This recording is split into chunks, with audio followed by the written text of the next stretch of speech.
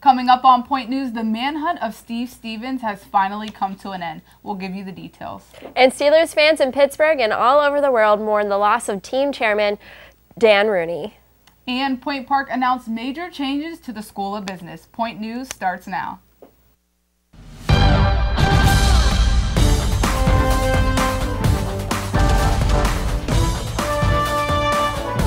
Live from the Point Park University Broadcast Center in downtown Pittsburgh, this is Point News. Good afternoon, I'm Amanda Brown. And I'm Tanasia Law. The Facebook murder suspect Steve Stevens took his own life. According to local reports, Steve Stevens shot himself during a police chase. Pennsylvania State Police spotted his vehicle in Erie County and tried to pull it over. Spike strips were reportedly used during the chase. Police said on Twitter, after a brief pursuit, Stevens shot and killed himself. The 37-year-old was found dead near Buffalo Road and Downing Avenue. Stevens was wanted on an aggravated murder charge in the shooting death of 74-year-old Robert Godwin Sr. And on Tuesday, Point Park University announced major plans for the School of Business. They renamed the School of Business after grandfather of George White, one of the university's largest donors, and then the university named business professor Steve Tanzilli dean of the business school. And finally, they launched a co-op program that will allow students to work full-time in their field to study for a semester and earn 6 credits. When asked about their goals for the new era and for the business program, Tanzilli said, "We're trying to leverage our brand as the only downtown business school and eventually offer co-op opportunities and internships to all students. We are looking to connect more with the marketplace. We want to emphasize the practical and business skill sets students need to be employable." Students joined at the Center for Media Innovation for the first ever live United Student Government debate. Point News reporter Veronica Bucilli has the story. As the 2017 semester comes to a close, it's now time to elect the new student government leaders, who will be the next president, vice president, and senators to represent Point Park's very diverse student body. The Center for Media Innovation set the stage for live debates last week. Students gathered in the CMI classroom to watch. Some took notes while others socialized with fellow classmates. Senator, vice president, and president are critical positions at the university, and candidates take their elections very seriously.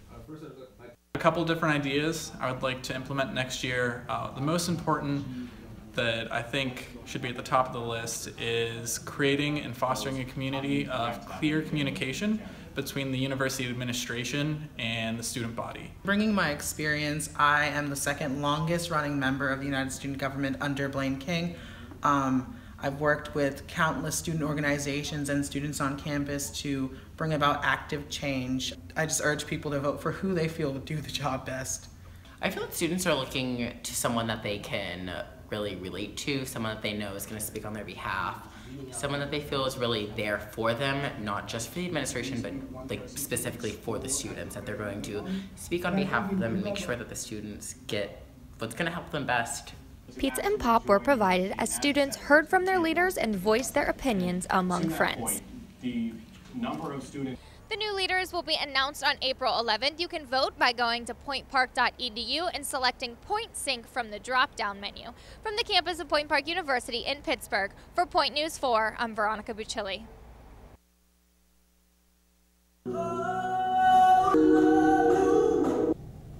Together something sweet. The Black Student Union cultivated a paint therapy event to help students tackle their finals with less stress.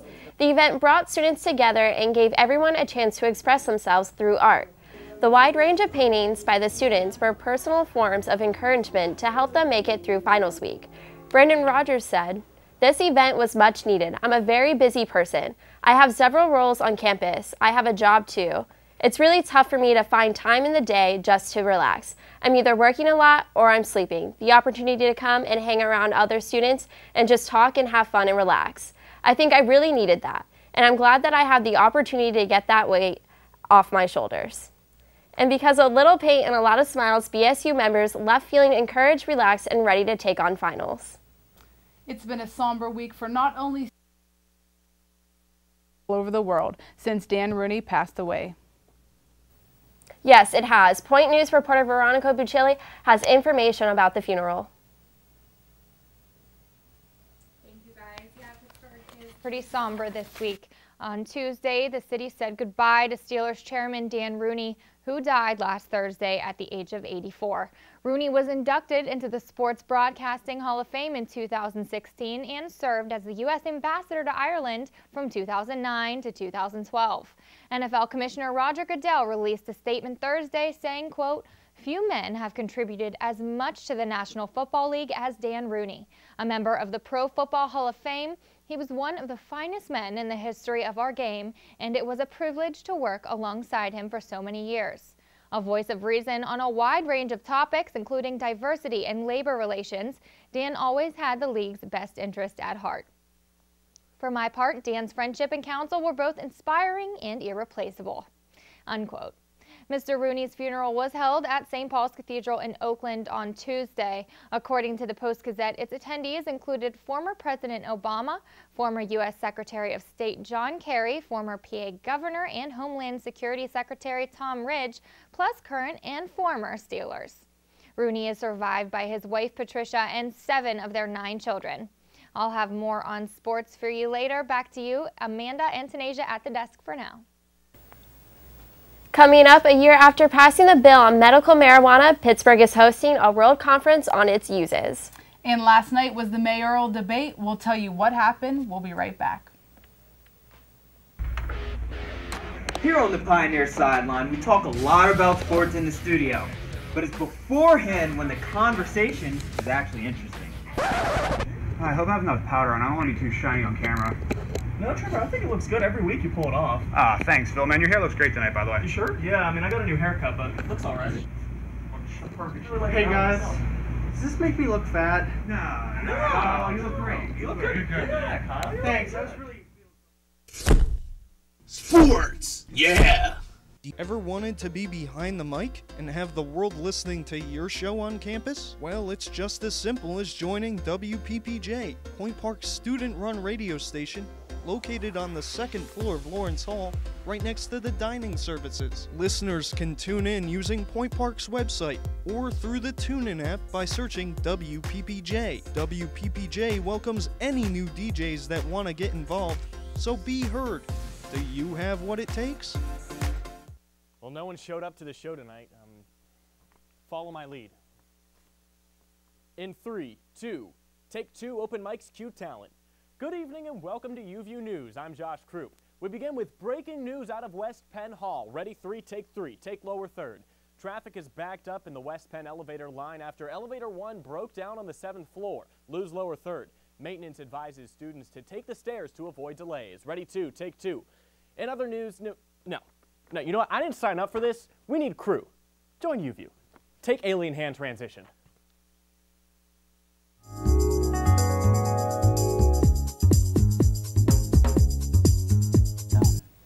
Last night was the Pittsburgh mayoral debate. For the first time, all 3 candidates talked about their views on improving Pittsburgh. Last night was the Pittsburgh mayoral debate hosted by WTAE and the League of Women Voters of Greater Pittsburgh. Mayor Bill Pizzuto will face 2 challenges in the May primary. The debate yesterday, Mayor Bill Pizzuto defended his policies, but Councilmember Darlene Harris and Reverend John Welch criticized his policies on lead in water and affordable housing and Uber. The candidates will participate in more forums in the debates leading up to the May 16th primary. Last night's debate is available on WTAE's website and will replay on Saturday at 5 p.m. It's been a year since Governor Tom Wolf signed Pennsylvania's medical marijuana program into law. A statewide fully operational marijuana program may be just another year away. This week, the World Medical Marijuana Conference is being held at the David L. Lawrence Convention Center downtown.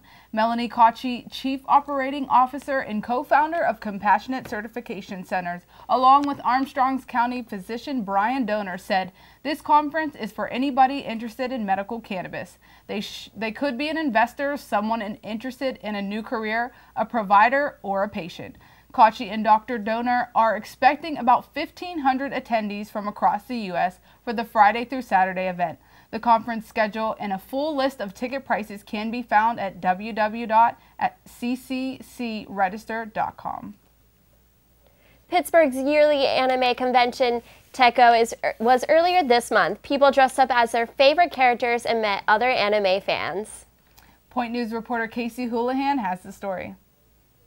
Pittsburgh's David Lawrence Convention Center was transformed for the annual Japanese pop culture convention, TECO. So what exactly is TECO? Just getting together and geeking out about stuff.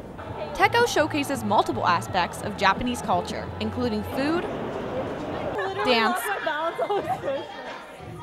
and art, but focuses on celebrating fans of anime or Japanese comic books. I tend to explain it as I dress up like cartoon characters and go to places with other people that like to dress up like cartoon characters. So attendees spend all year creating cosplay costumes that attempt to replicate their favorite fictional characters in real life. You get to do and be whatever. You can just have fun, meet different people. You get to be characters that you always wanted to be on screen. TECO is the region's largest Japanese pop culture convention, and here in the exhibition hall, people can purchase everything from handmade Japanese art to Japanese snacks and everything in between.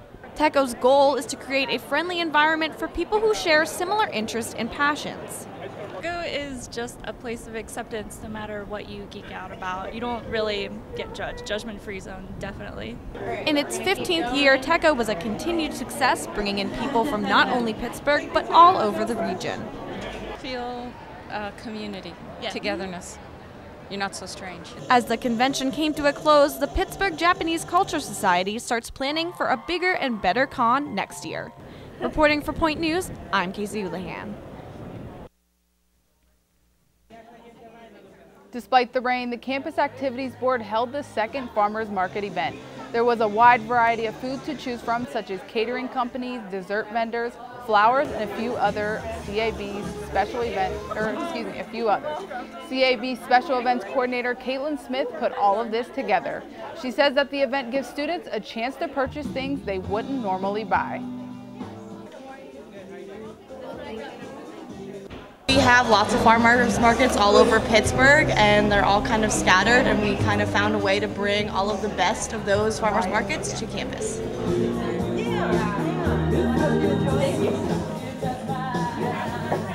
She said she spent $20 in just 40 minutes and still plans to spend a lot more. She thinks that this year's farmers market was a great turnout. After the break, a store in Pennsylvania celebrates Easter in a unique way. And Pirates outfielder Starling Marte, has been suspended by the MLB. We'll give you the details. All right, it's that time of the show, Case of the Week. Why is the Pioneer Sideline the best show to watch on YouView? Rob. You know what? I don't even like this show. You always argue with me, and I never win. Goodness, this guy. Josh. No, the reason Pioneer Sideline's the best show is because of the debates and the facts. The debates. Paul. No. It's because of Pioneer Sideline. We are the hypest, and it's the best decision you'll ever make because we have a playlist. Pioneer Sideline. Get out of here. Gentlemen, all good points, but it's because of me, Blaine King, your host. Watch the Pioneer Sideline.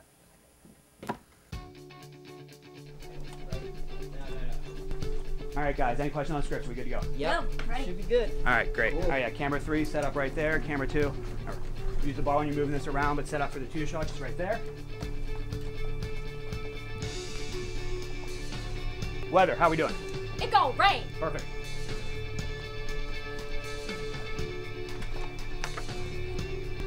Welcome back to Daybreak. I'm Sarah McNair with your real host, Adrian Billon, was seen snuggled up against. All right, prompter, we got everything in, we're good to go? Key Pro, everything loaded, we're good to go? All right, Tyler, any questions? That shot looks fine. 3, 2, 1, bring up camera 2, open mics, cue talent. Good morning and welcome to Daybreak. I'm Blaine King.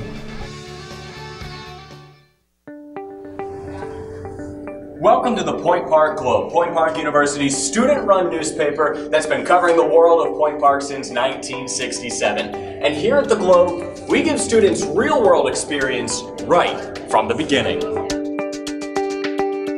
The Globe brings writers, photographers, editors, and designers together every week. Freshmen, sophomores, seniors, we have them all.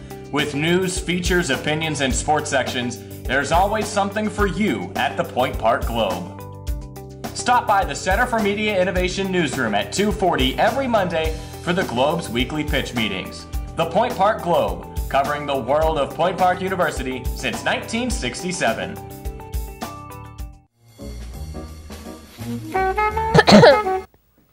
A store in Sharon, Pennsylvania creates a festive atmosphere every Easter for people to celebrate and learn more about the holiday. Point News reporter Delaney Baumas has the story. You know, it's Easter time in Sharon, Pennsylvania when local store Cranex opens its Easter Bunny Lane for everyone to come and enjoy. Point News was here to see what was hoppin'. From toys to flowers, Cranex has everything you might need for the spring season. But that is not all that this store is known for. People drive from all over to come walk through the iconic Easter Bunny Lane. The lane has everything from classic farm animal exhibits to an exhibit on what the meaning of Easter is really about. And to keep things fresh, the Easter Bunny Lane even featured a box office hit. Some of the themes were more modernized, like the Trolls theme. You know, it kind of, we watched Trolls on the way here, so she really identified with that. Kids of all ages enjoyed walking through the lane and seeing all the different characters that were set up. Exhibits had moving characters, running water, and one of the sections even smelled like vanilla cupcakes. All the bunnies and spring stuff is fun. What was your favorite part that you saw? Oh, the Trolls one. After walking through Easter Bunny Lane, families had the option to stand in line to get their picture taken with the Easter Bunny. Although each print of the picture is extra, it is free to walk through the Easter Bunny Lane. Just follow the bunny tracks in the aisle of the store and you'll find yourself at the beginning of the lane. Stop by Cranex for Easter Bunny Lane to see for yourself and even Santa Lane in December. Reporting for Point News, I'm Delaney Baumas. What is better than an Easter egg hunt? An Easter egg hunt with bounce houses, face painting, and of course over 50,000 eggs. Eggs at the Mall is an event put on by a church called The Movement. They started 5 years ago with a simple idea to forget religion and find God. Kids of all ages can sign up for only $1 and come to the mall to have some fun and find some Easter eggs. We love to do practical events like this in the community to bring people out and have a good time. And we love to do practical events like this in the community to bring people out and have a good time. You know, in Trumbull County, it's hard to find a safe and clean and fun event that's not going to cost you too much money, and we're doing that today here at Eastwood Mall.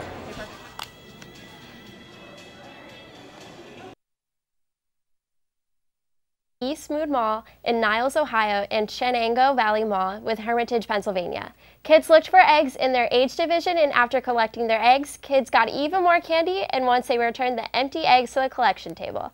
Around 5,000 were in attendance, and it was clear everyone had a good time. All right, Amanda, so it's been beautiful outside. It really has. I'm so excited. I'm loving the shorts weather. I'm excited for summer. It's like, it's basically here. Yeah, it's so warm, but then yet again we had that really bad thunder, lightning, rain last night. Yeah, so, it was scary. Next week we graduate, so hopefully it'll be nice weather. Nice, yeah. What's it looking like, Veronica? Tossed it to Veronica, but here I am. If you see right here, this was Village Park a couple days ago where it was nice and sunny. Finally got the shorts out there. Really nice day, but as we went into today, going into today, it has been really rainy. We woke up earlier this morning to thunderstorms. I swear the lightning was going everywhere. Nice bang to start out the week. Today it should be around 80 degrees. We might get some rain today. It's still in the forecast. We won't know for sure. It might affect the commute, but as we look into the rest of the weekend, it's going to get a lot cooler than 80 degrees.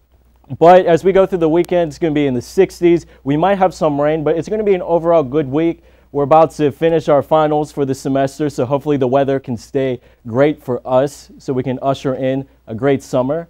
But until then, I guess we'll find out and see what's going to happen. Now over to Veronica Pachilli with the latest sports updates. Thank you, Alex. This Pens game last night was pretty intense. They actually came up short in their efforts to sweep the Columbus Blue Jackets in the series. They lost 5-4 at Nationwide Arena in Columbus. The Jackets got out in front to a 3-goal lead in the second period and never trailed at any point in the game. Sergei Bobrovsky made 27 saves for Columbus. Marc-Andre Fleury made 29 saves, and the Penguins' goals were scored by Patrick Hornquist, Ron Hainsey, Tom Kuhnhackl, and Jake Gensel. Game 5 is tonight at PPG Paints Arena, and it starts at 7 p.m. And in Pirates news, they were swept by the Cardinals yesterday. On Tuesday, an even bigger loss was dealt. Pirates center fielder Starling Marte has been suspended 80 games for violating the MLB's drug policy. According to the commissioner's office, he tested positive for nandrolone, a performance-enhancing drug. In a statement, Marte said, "In this very difficult moment, I apologize to my family, the Pittsburgh Pirates, my teammates, my fans, and baseball in general. Neglect and lack of knowledge have led me to this mistake with the high price to pay of being away from the field that I enjoy and love so much. With much embarrassment and helplessness, I ask for forgiveness for unintentionally disrespecting so many people who have trusted in my work and have supported me so much. I promise to learn the lesson that this ordeal has left me. God bless you." End quote.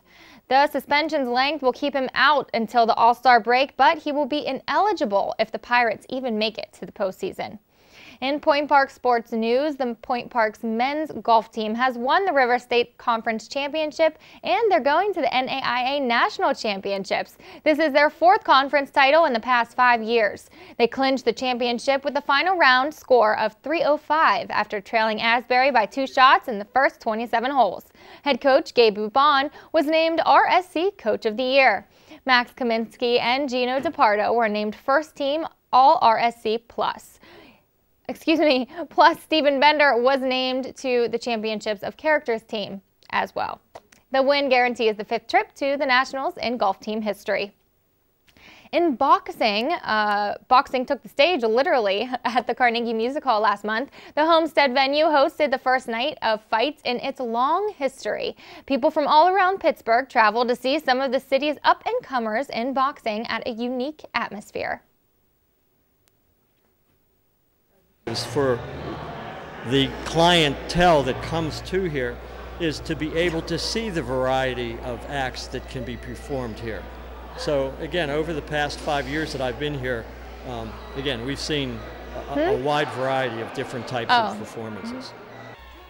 The event promotes the Congreb Boxing Club and Integrity Fighter Management are looking to host another boxing event at the Music Hall. And they're also looking at another unique locations that are around town for future events. That's all for sports. Back to you, Amanda. That does it for this week's Point News. Thanks for joining us all semester. Have a great summer, everyone.